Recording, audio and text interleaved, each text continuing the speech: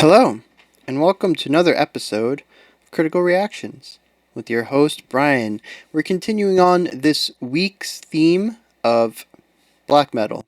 Kind of not a week, kind of this weekend's theme. We're just cramming 5 episodes into 2 days. So, yeah, a little bit of insanity going on here, but so far black metal's been kind of insane, so fitting? I don't know. We got some Deafheaven coming today. We have requests from David Viteri, W Stone 2010, Revo Sarmento, Thoughts of Decay, Evan, Sanskar Wagley, and Isaac. And far and away, Dreamhouse is the requested track. I don't know what's so special about Dreamhouse, but I guess we're going to find out. That's what we do here. You guys tell me about special songs. I find out why they're special by listening to them. Let's go.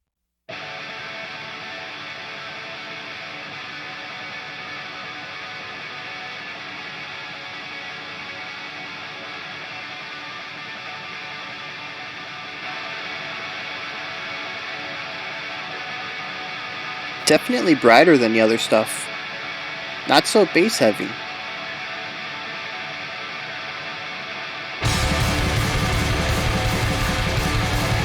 Golly, was not ready for that.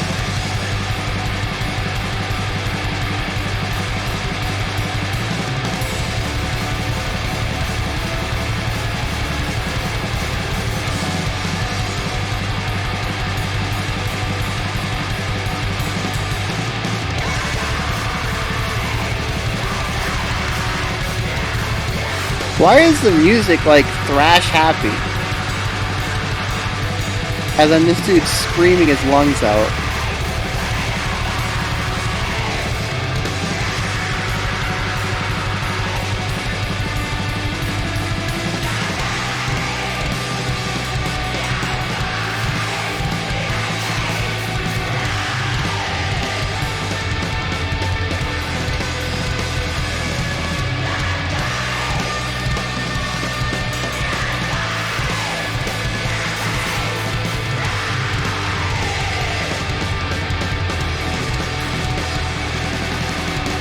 Those little drum bits are wild.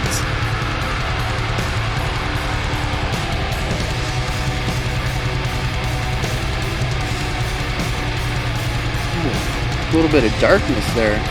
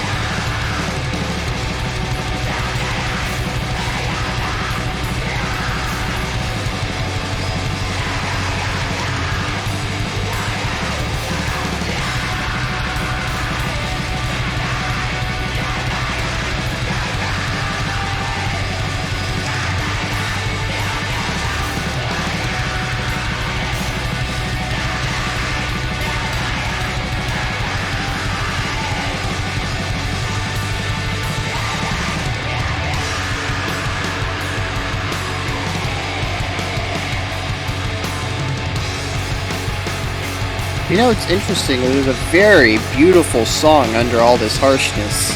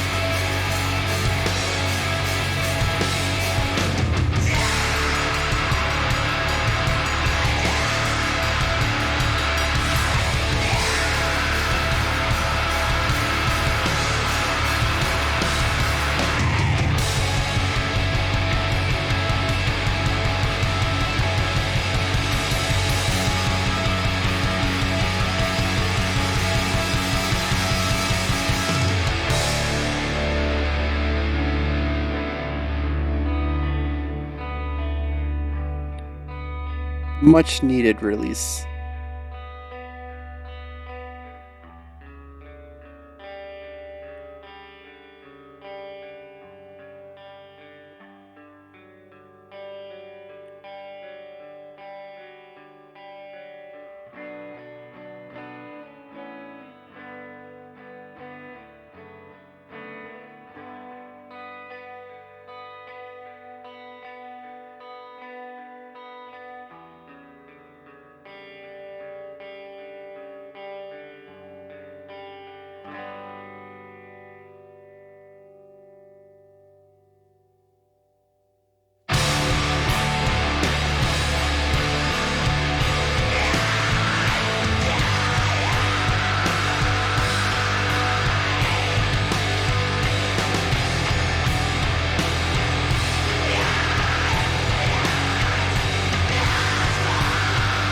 Every time I think I have a thought about this song,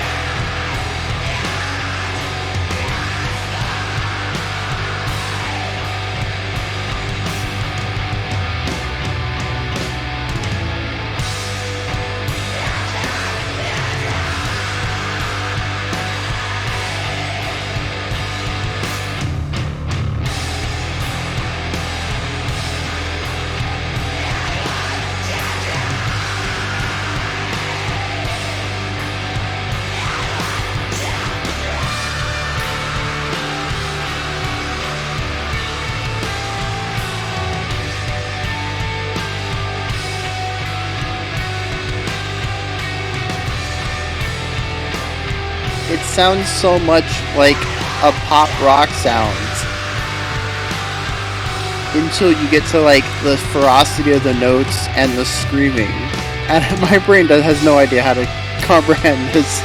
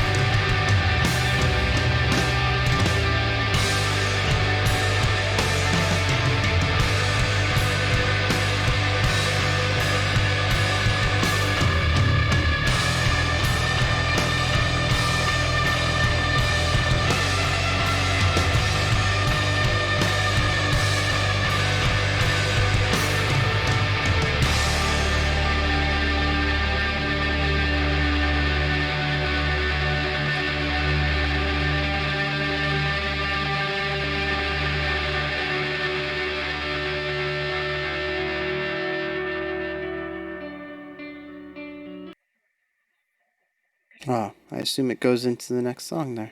Um, so yeah, is that Krallis meets the Used? Like, uh, jeez. Okay, so well, jeez, just smacked the microphone. Personally, I enjoy this. It's unique, definitely a little refreshing. It's a different take on things, but it's it's a bit much. Maybe more than a bit much. It is much. This song is much for ears. Um, I think the worst part is the monotony. And I always add this caveat, maybe there's some context to the song, maybe the lyrics are about something relentless that never gives up, never changes, I don't know. But the song is pretty much the same. There's two parts of the song. You got the first part, which is super fast, and then the second part, which kind of hits a halftime. Um, but in those sections, they don't evolve much. And for a 10-minute song to really only have two sections and a small transition section to go between them, it's it's a bit much. It really needs a little bit more variety to it, especially when it's just so relentless. The first, 3, 4, 5 minutes, whatever that first section is, it is just this fast playing and wild, untamed screaming, and there's just no end in sight, and it just keeps going without much evolution to it, and it's physically tiring for me to listen to. I mean, it's pretty much the same thing I had to say about Krallis. It's just it is draining. I experienced physical, fatigue listening to this, and a lot of it is just that relentless weight being put on by the speed and just raw oppression in the music. It is difficult to listen to. I think almost anybody would agree with that. Um, No, the more you listen to this kind of stuff, the more you get used to it. It doesn't really phase you as much. But, I'd say even somebody who's had some experience, some exposure to this, really fast, relentless stuff, it still takes a while to build up that resistance to feeling drained from watching this or to listening to this. Um,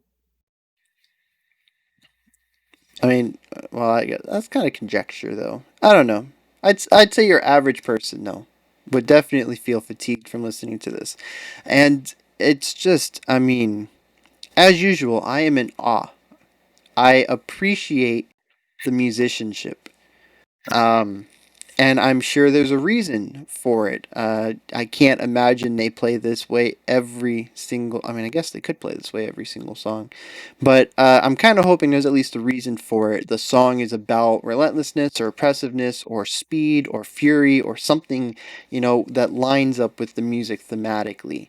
If it's just done for the sake of doing it, that kind of takes away some points in my book because I don't think it does much musically, which means, at least in my eyes, if what you're doing isn't interesting musically, it needs to be interesting thematically. It needs to be interesting in some way. Um, and if it has nothing to do with the themes, if the song is not about being angry or oppressed or relentless or uh, fatigued or something that lines up with the musical ideas, uh, to me the song fails then. And that's not binary black and white. There are, I mean, I'm sure there's other ways that I was okay. So it's not a complete failure. I understand what they were going for, but yeah, those are pretty much my two criteria. There's definitely some leeway, and you can kind of get away with stuff, especially when you get into like art house music. But for core music, the music has to be interesting musically, theoretically, or it needs to be interesting. Um, in thematically. Those are definitely the two places that I look at interesting music. And like I said, not black and white. There's definitely leeway and stuff like that. But for the most part, that's what I'm looking at in music. And this is just golly. But the weird thing is, I mentioned this a couple of times, and I even said it at the end. This is the happiest, relentless music I've listened to. It's very treble heavy, and the chord progression is kind of poppy. I could see something like Red Jumpsuit Apparatus creating a song with this chord progression. And I mentioned that there's actually a very beautiful song, especially in the beginning. The ending, kind of when it went halftime, you can kind of hear more of the melodic aspects and the way that the chord progression kind of comes through. But that opening, just like super fast, furious section, uh, if we transpose that and kind of rearranged the track, and instead of tremolo picking and just like super fast 30-second notes or whatever, we change those to whole notes and half notes. And instead of, playing the same note 20 times or whatever in a bar, now you just play it once and hold it out for the bar. And we get rid of all the intermediate attack. You only have one attack. You hit the note and you hold it out until you change notes. And if we make that one simple change, we're going to end up with a really interesting chord progression, um, for that intro section, for the first section. And we could change out the screams for, we would have to write an entirely new melodic line, I think, for the singer. But this could be a pop rock song very easily. If we put it on piano or violin, we could make a pop song out of this, like a pop ballad, not necessarily like a club track, with, like techno and stuff like that. But, we could get a pop song out of this really easily. The music is there, it's just played much faster. And of course, it's all screamed. I have no idea what he was screaming. There was very little enunciation. The pronunciation was just very loose, and it kind of just sounded like screaming. I didn't hear any words, um, and it wasn't enough for me to really hear sentences. It was just like, two or three words at a time. So, um, yeah, that whole thing would have to be changed. But musically, there is really strong, melodic parts here, and especially chord progression, though. There's some very cool chord progression going on, even if it is a little bit standard. Like I said, I could hear some more pop rock kind of bands playing these exact chord progressions, just holding out the notes rather than strumming a million times between note changes or chord changes. So, yeah, that is Deafheaven, and I I don't know. There might be a joke there about being deaf now because it's just playing so fast. I don't know. My brain is a little scrambled after hearing that. I'm gonna be honest. Like it was a weird mashup, just because the only time we've heard anything that brutal has been really bass heavy, tuned down guitars. Just really heavy metal, and this was like musically, it was happy. I called it happy thrash at the beginning, and I mean, I think it still fits. The chord progressions do not match the speed and ferocity of the playing. Um, I don't know. This is a weird one for me. I've expressed why I'm not a big fan of it. There are some cool things, and like I said, there's definitely some aspects of here that I think could be developed into a song that I might enjoy a little more. Um, but I still appreciate the work that went into it and the musicianship of playing this. I mean, that's 10 minutes straight of. I mean, just like Krallish, just being able to play this live. It's not 20 minutes like that Krallish track was. We're only looking at 10 here, and the ending is halftime, and there is a slow part in the middle. But I mean, still, you're talking about 3-ish minutes of just straight tremolo picking at a fast speed. It's just, and then the drumming. some really interesting, like, shortstop drum fills. I don't even know if that's like the proper word for it, but it feels like he starts the fill and he stops in the middle of it and starts back and starts a different fill. And he's just like stopping at weird parts and he's creating this like this judder effect. It's really cool stuff going on there. But yeah, I mean, that's where you guys come in. No, hit me up. Is this typical for Deafheaven, or is this sort of a one-off? If they do things differently, hit me up with some of those songs. If they do more of this, this might be the other time. Hold your recommendations. I don't know if I could do more of this exact thing. Much like Krallis, I have heard it, I have experienced it. I'm glad I did, and I don't want to do it again. um, but yeah, while you're down there in the comments, you can like, subscribe, and ring the bell. You can also check out my Twitter and my Patreon. Those links are in the description. And that is the last video for today. I hope you guys enjoyed a little special treat of getting, 10 videos in a week and 3 in just one day today. So I think that's pretty much a record. I don't think I've ever done 3 in a day before. And I'll be back tomorrow, 5 p.m. Eastern Standard Time, 9 p.m. UTC, with the final 2 videos of black metal. Sunday, I will be taking the day off to kind of regroup, recollect. I will be recording Mondays. I'm getting back into the habit, finally, of recording a day ahead so that I can make sure my stuff gets out on time every day. Um, so, yeah, pretty excited about that. There will be no Brian's Pick Selfish Sunday stuff going on Sunday. It'll just be a day without an upload, which is a little unusual now. I've been doing 7-day weeks for a couple weeks now. I'm kind of used to that, but yeah, we'll be back on schedule starting Monday. So, all right, you guys stay safe out there and have a fantastic morning, afternoon, or evening whenever you choose to watch my videos.